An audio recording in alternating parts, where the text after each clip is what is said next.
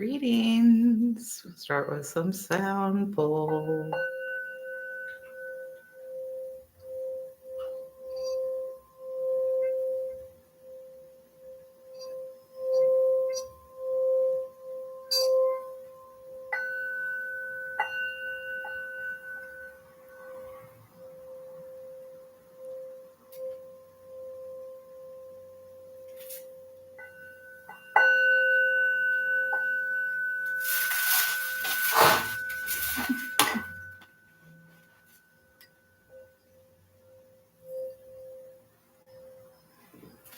Greetings, and thank you for being here when you do be here, so to speak, and for all your support. Okay, so today I'm going into eagles and their representation of the Great Mother. So I had seen a video recently where someone described eagles as being matriarchal, and I was like, what? I had not heard of that. So I did a little research.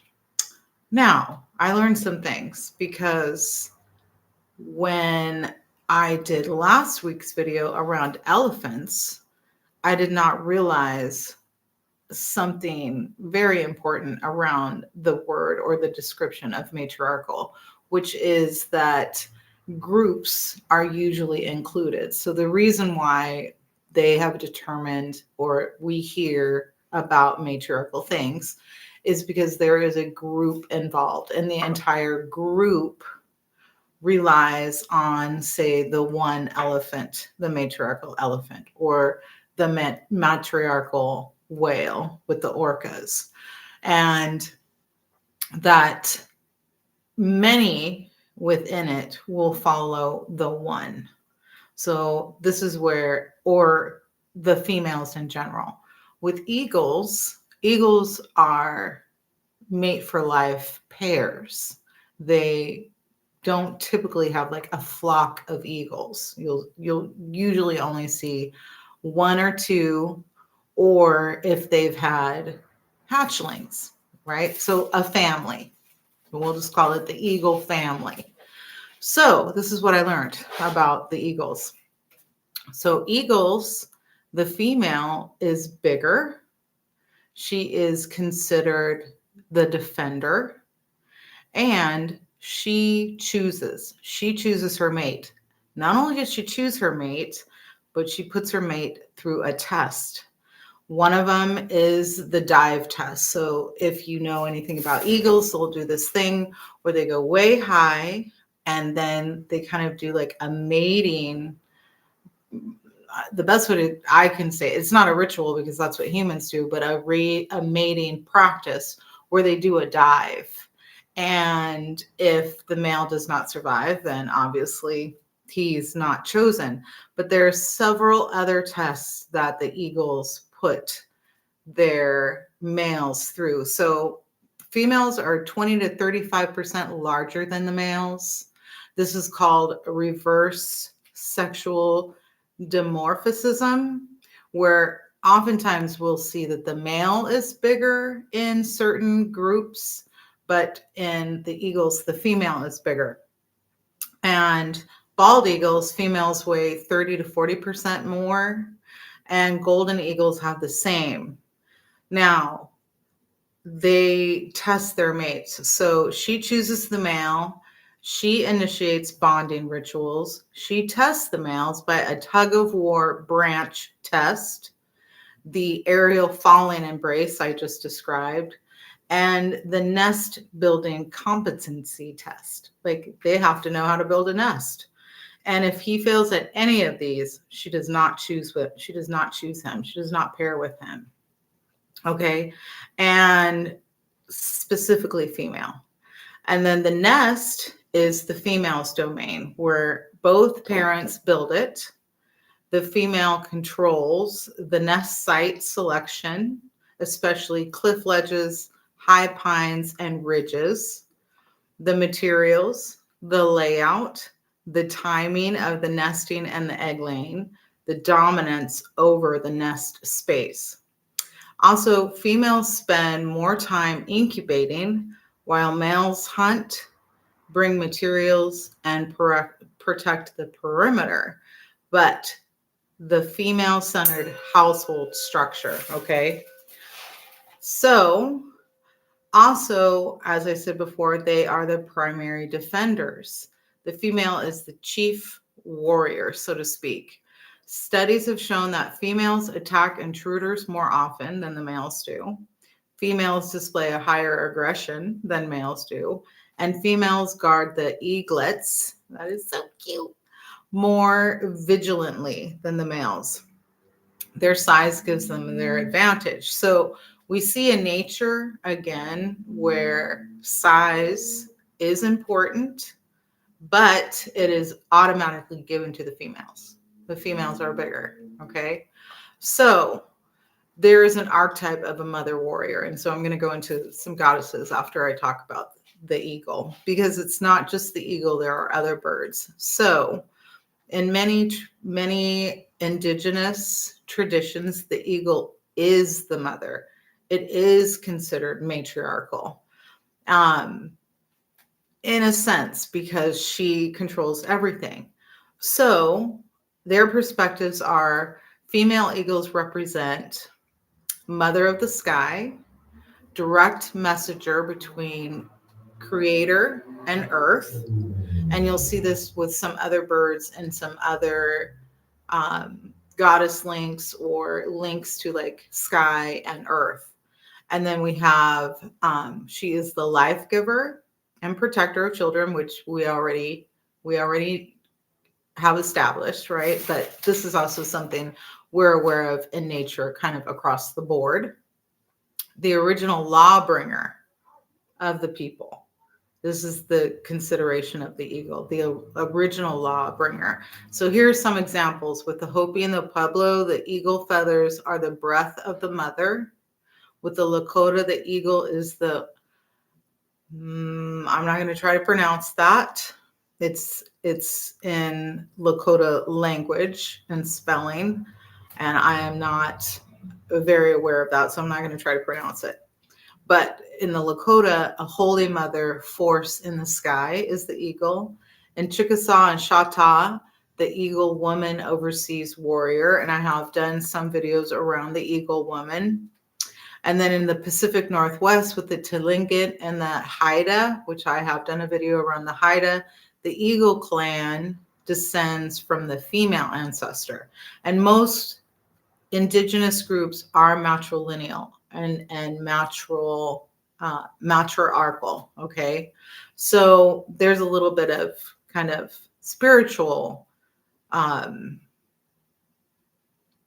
existence that goes beyond just what the eagle is doing, just what the eagle does. It becomes spiritual. And we, as I mentioned in my last video and other videos, you'll see a lot of totems and animal representation when it comes to indigenous people, basically speaking about the clans and how they link to the great mothers within those clans. Okay, eagles learn more from the mother, or the little babies learn more from the eagle mother than from the eagle father, such as how to grip, how to balance, how to glide, their first flight cues, and scanning techniques. The male supports, the female trains. So it is considered matriarchal, but what it looks like is scientists, or those who control, like who gives us words for things and who determines like how groups are looked at. So scientifically, it's reserved for more elephants, orcas, some primates like the bonobos, and hyenas, which we'll get into in another. I'm going to do more on the orcas and specifically the hyenas, because if you don't know about the hyenas, they actually have what looks like a male phallus, but they're female. I find that fascinating. So we'll get into that one. But eagles don't have a herd, so they are not scientifically called matriarchal. However, the female controls the choices, controls the nesting, controls the protecting. Okay. So again, eagles are larger, they're more dominant, they make the decisions, as I already said, about mating, defense, and training. Okay. And so the eagle mother is also the center of the family's power, right?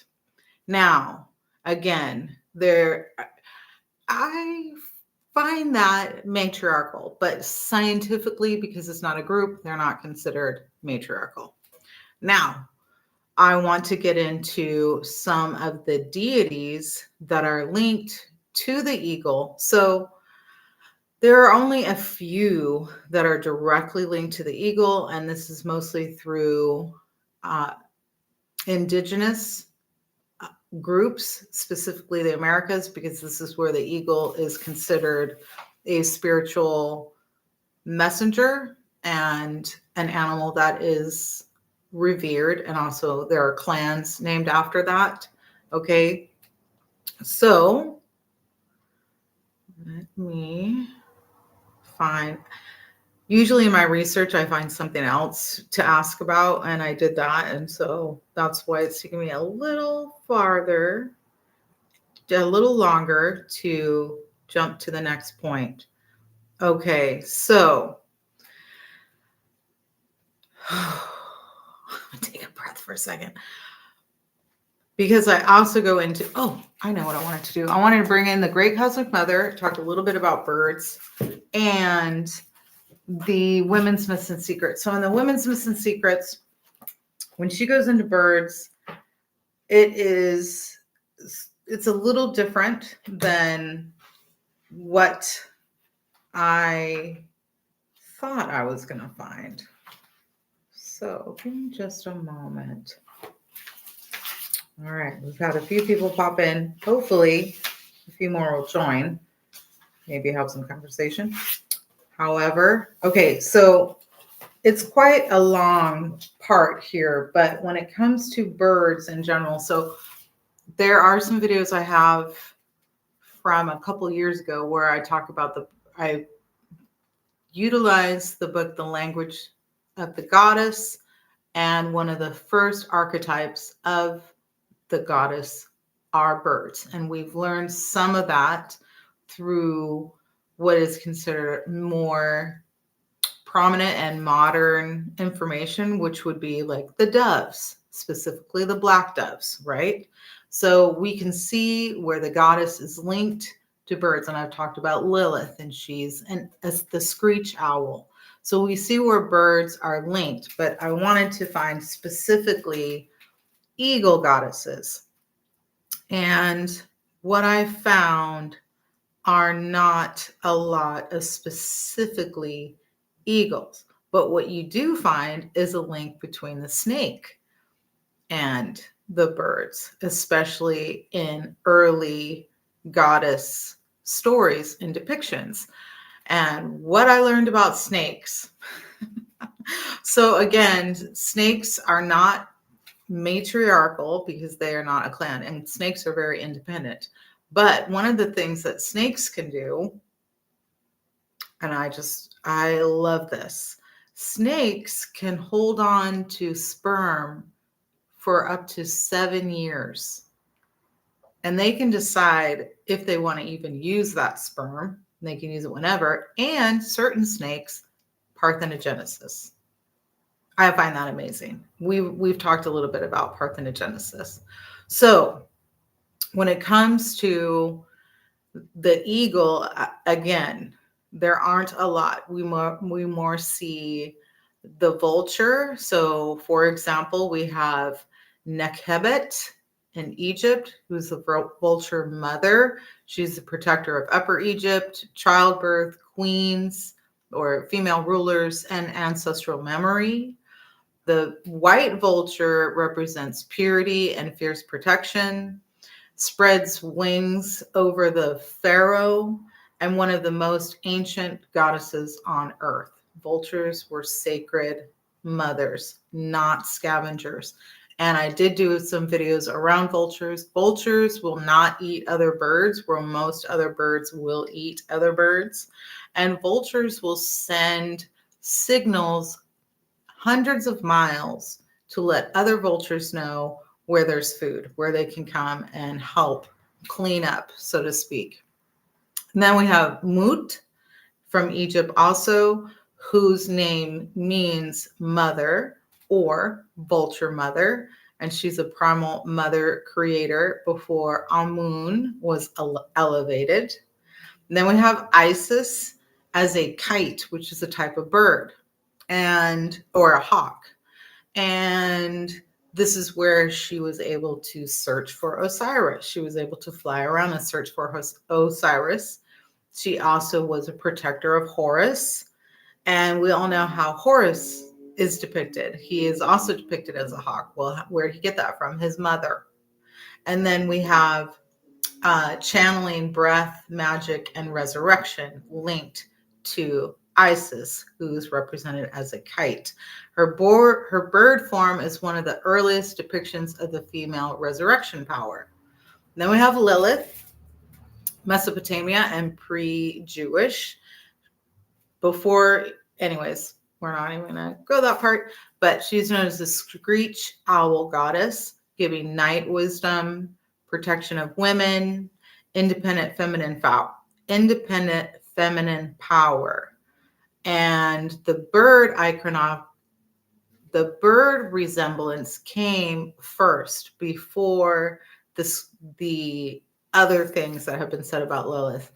Then we have Enzili or Inanna from Mesopotamia. You'll see depictions of her with clawed feet, and she's actually gripping like a piece of wood or somewhat floating.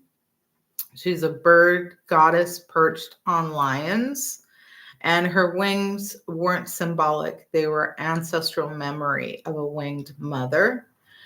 Then we have the Aztec Nahau goddess Chihuacoatl, snake woman, but also is depicted as a wailing bird mother who walks at night. And she is a pre-mother force of the Aztecs, okay, often linked with owls. Then we have Ixchel. Then I've done a video around Ixchel, and I don't think I mentioned this part, but she is considered lunar and water, and her ancient depictions show her with bird attendants or bird heads from bird head form from the creation cycles. And she is part of the triple goddess, maiden, mother, crone. And then we have Mamakila, Inca, and Quechua, a lunar goddess, but also an owl of the night or the condor. So the condor is a form of a vulture, but even bigger. And the condor is considered a messenger between earthly mothers and the great above.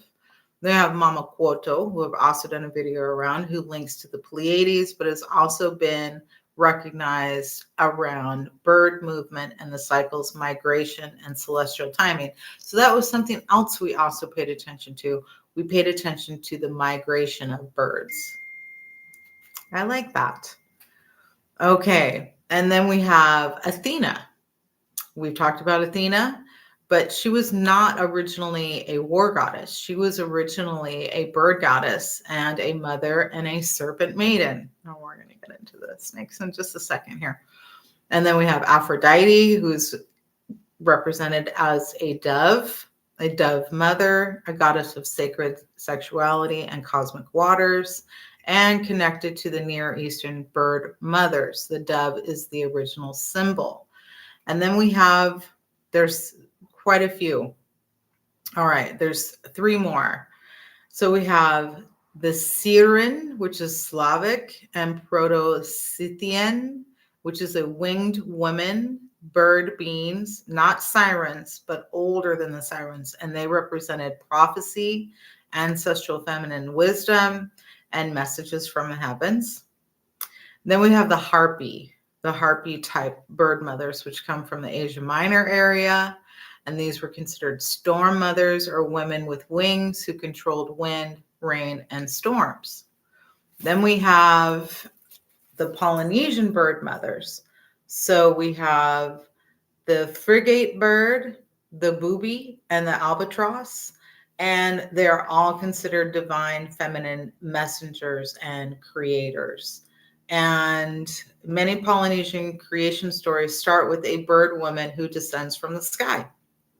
So there's a lot around the birds, and I really wanted to bring up the eagle because I feel like, especially in our culture, the eagle is oftentimes associated with kind of what I consider an I want to say like egoic, but maybe that's not the right word, but considered masculine, when actually the big bird that we see is the female. Okay, and so let's see here. So in the myths and secrets, when it comes to the bird, we're talking about ancestral spirits and both spirits and ancestors. Okay, so in Latin, aves meant both birds and ancestral spirits, or ghosts, or angels.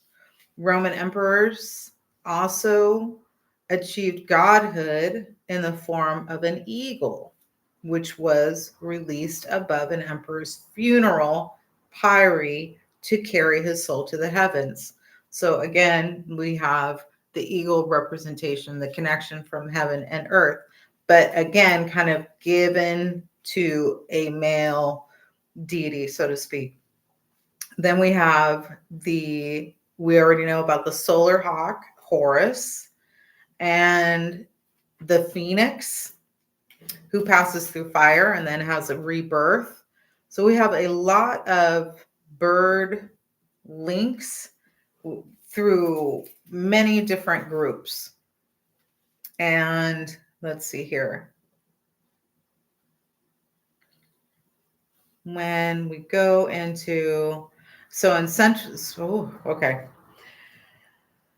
becoming a bird in a visionary or a trance state was widespread symbol of initiatory death and rebirth. Shamans and prophets in the South Pacific, Indonesia, Central Asia, Siberia claimed to transform themselves into birds.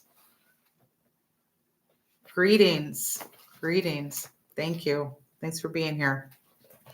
And the Buddhist yogis said ecstatic flight was the first magical power to be developed by the practice of yoga.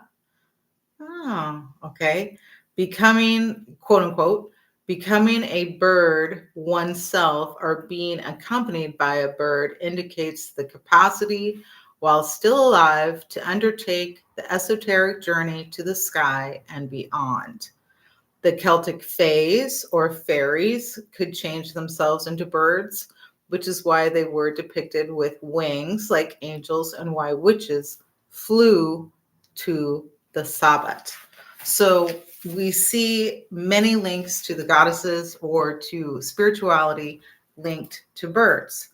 Now, I mentioned before that both the bird, before I move on, because out of the Great Cosmic Mother, and this will lead into the snake.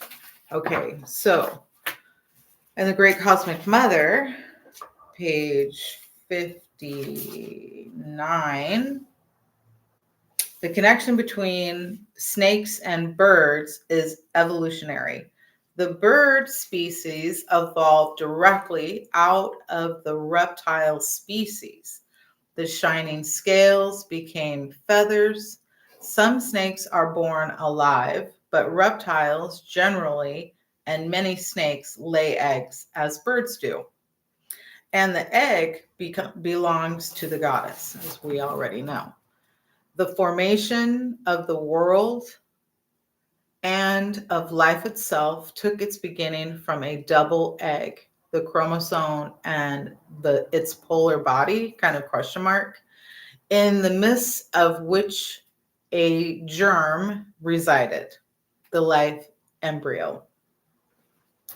Some of the most ancient Paleolithic engraved and sculpted goddess images show her as a divine water bird with a long, snaky, phallic neck and hearing the cosmic bubble egg in her protruding buttocks, so expressing in the Upper Stone Age a non-physical reality through these maternal symbols of becoming. So we see both the bird and the snake lay eggs. The bird and the snake carry feminine spirituality and the link to ancient connections. Okay. So when it comes to the snake, so also birds link to the lunar cycle as well. Okay. So, and you'll see that also with certain other animals or certain other goddesses. Okay. So when it comes to the snake, and I already mentioned the phenomena around the snake being able to not only parthenogenesis, but to carry the male sperm in her body for years before she decides to create more snakes. So when it comes to the snakes, similar to the eagle, females are often larger. Most snake species have bigger, stronger females, just like eagles, hawks, and falcons. This is another reverse sexual dimorphism where the females are bigger and the female have a reproductive dominance. Females control reproduction. She chooses the male. This is snakes. She chooses the male. The female determines the length of mating. The female stores sperm for years, some up to 7 years. The female can decide when to use that stored sperm. Oh my God, I think this is so cool. And in some species, the female can reproduce without a male, parthenogenesis. So here are the parthenogenesis snakes: boas, pythons, pit vipers, rattlesnakes. No wonder I like them so much. And some kulu birds. Wait, there's a snake called a kulu birds? I want to look that up. Kind of write it down. Maybe we can visit that before I get off. Colubrids.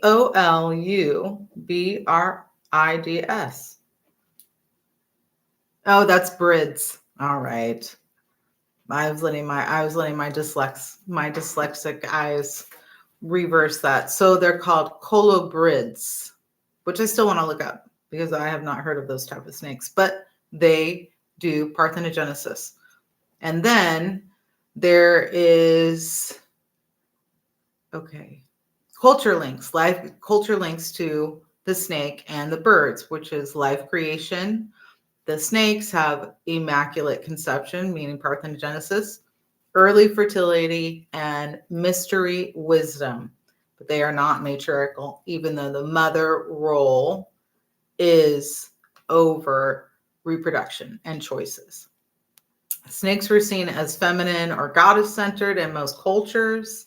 So we have Ninhursag, which I did a video on, and Tiamat with the serpentine dragon mother. Mesopotamia, we have Eshel, which also Eshel links to birds. All right. So we have Eshel reconnecting also with snake. Also, Chihuahua I also mentioned as far as birds, she is also called the snake woman. Quetzalcoatl is the serpent skirt. And then we have Quetzalcoatl, originally a pair of a feminine creator pair. Then in ancient Greece, we have Medusa, which we already know, Libyan snake goddess. Um, Echindia, mother of monsters, and Gaia's great mother, the earth, serpentine prophecies. In India, we have the Naga queens and the Kundalini Shakti, this feminine serpent force, which also links to our back chakras. And if you're interested in that, check out my Patreon. Okay. Africa, we have Wajet, the Egyptian cobra goddess, and Mamiwata, often serpentine. And Mamiwata is listed here as African. I consider Mamiwata American as well, American indigenous, especially around the islands. Then we have the indigenous North America, where we have the grandmother energy of the snake, earth knowledge carrier, healer, and the one who sheds to rebirth because they will shed their skin. So culturally and spiritually, snakes are feminine coded. Okay. So this is where I can see how I like bringing these kind of animals in, though mostly I wanted to bring in the matriarchal animals. Though they are not coded as matriarchal, they are feminine ruled. The mothers or the females within these species control everything. And when it comes to snakes, like what? They can hold on to sperm for years? Ah, that is so rad. Okay. And decides like when they're going to mate, when they want to recreate. Everything is up to them. Okay? Okay, let's see. So I read out of this book, I read out of that book. Okay, female gathering, female priority, female centered. That says it all about both birds and snakes. And the symbology to me is still very feminine symbol. So wisdom, creation, healing, sexuality, rebirth, prophecy. You'll see this in both birds stories, goddesses, and snake stories and goddesses. So again, they aren't considered matriarchal, but to me, they are female dominated families. I feel like my friend helped me come up with that. And I think that that matches. So we have the eagle, mother of the sky, and then we have the serpent, which is mother of the earth, both laying eggs.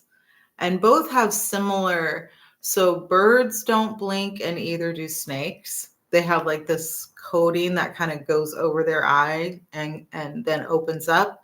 And you'll really see that with snakes when they shed their skin. And then what is one of the other links? They both lay eggs. And I think that's mostly it because snakes are very independent. Snakes do not attack in the same sense that we might be told that they do. Snakes are very earthbound. They are very connected to the earth. Okay, so little recap. We have the vulture mother. We have the kite mother of Egypt, which links to Isis, and you'll see it in her wings. Lilith with the owl, and also Lilith will go back also to snake. Okay, and then we have Chihuahua, the Aztec. So she's a snake woman, but she's also the wailing bird mother. Okay, Ixchel, we talked about before. And Ixchel represents the three goddesses, Mama Kila, the owl, the condor, Mama Koto with the Pleiades, and the connection to bird movement and watching birds migration. Okay, so that is mostly, it's about 30 minutes, mostly the video around the great mothers, birds, and snakes. So we have the sky knowledge, resurrection, child protection, night wisdom, lunar cycles, this links to the birds and some snakes, migration and timekeeping, that was important, and prophecy, death and rebirth. You see the same thing linked to snakes, and star lore, because they're birds, they're flying, and shape shifting. So that has been something that has also been linked to the female, that she can change shape, she can turn into different animals, and one of them is birds, hawks, owls, vultures. Okay, so that's that part of the video. I feel like there was one more thing I wanted to share with you guys. I was so excited about, but that might have been all of it. I think that was all of it.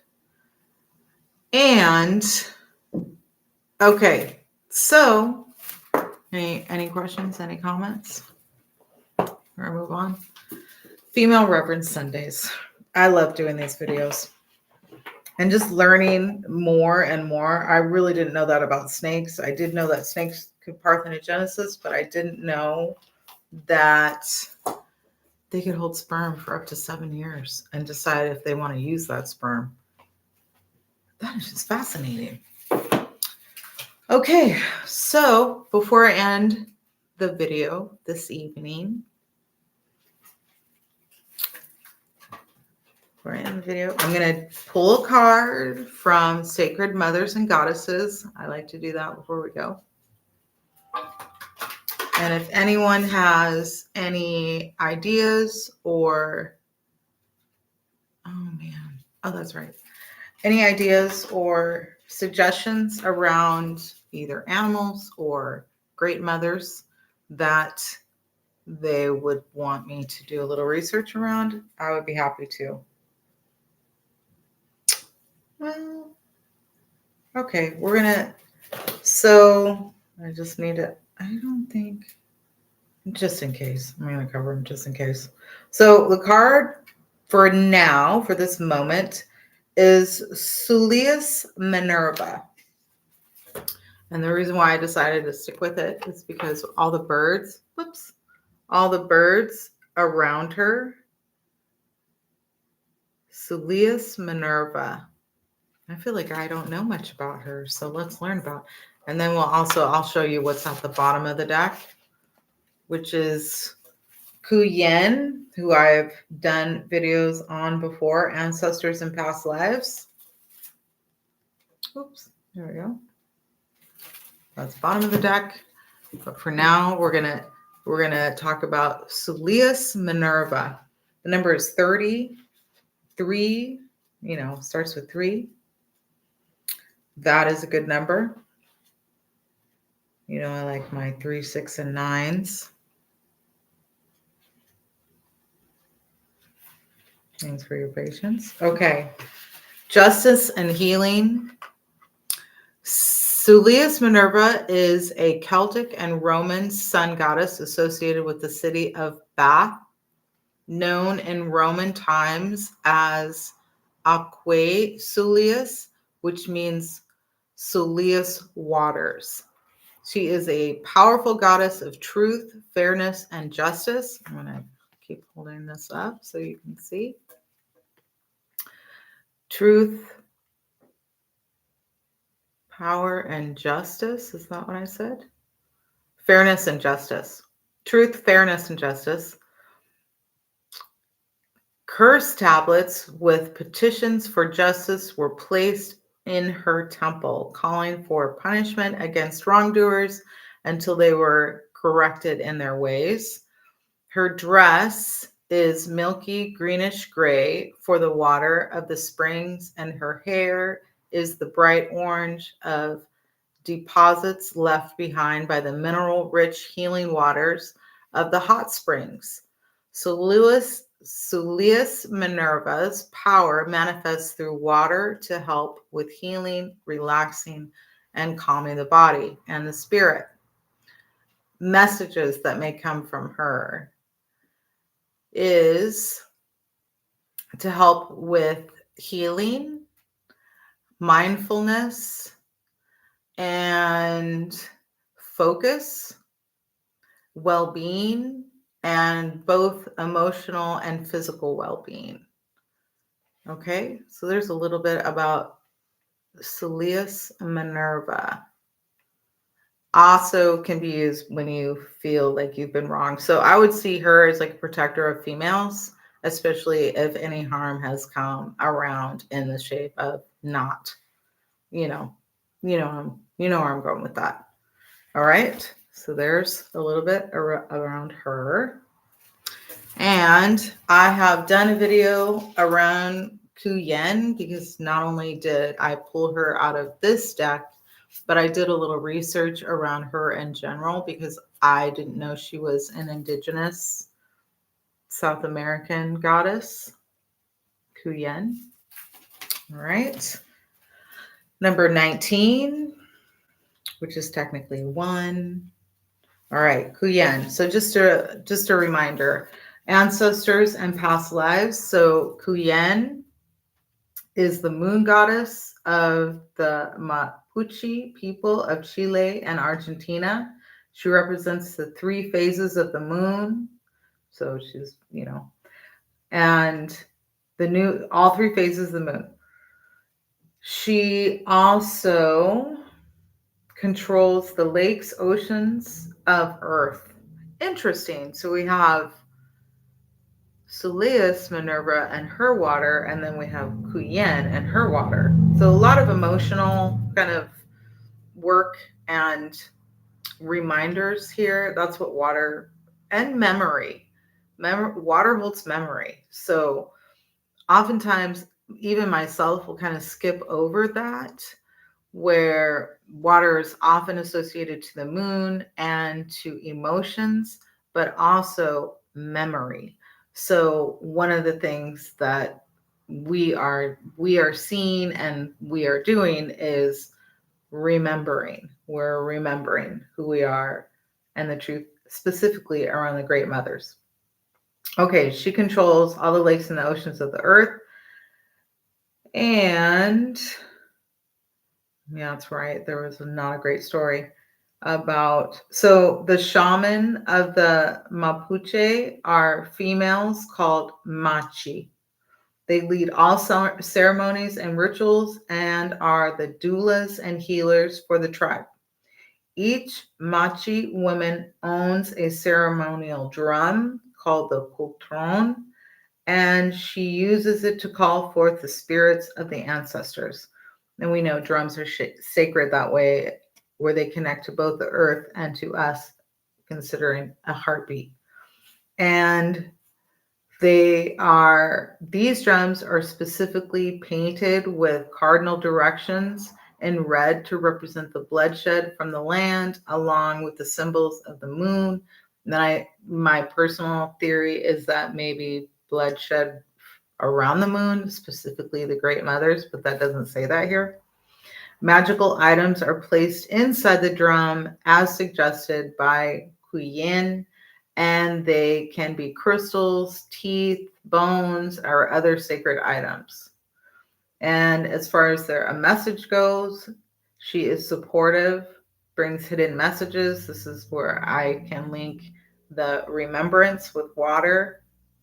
And she can be thought of or brought in around changing habits or changing repatterning, changing patterns. She is also one to seek for knowledge, especially, within the community. Okay, knowledge, ancestors, remembrance. All right, so that is our sacred and female Reverence Sunday share. Thank you for joining, watching, subscribing, all the fun stuff, for your support. And next Sunday, I think we're going to do whales and orcas. I'm really ready for that one.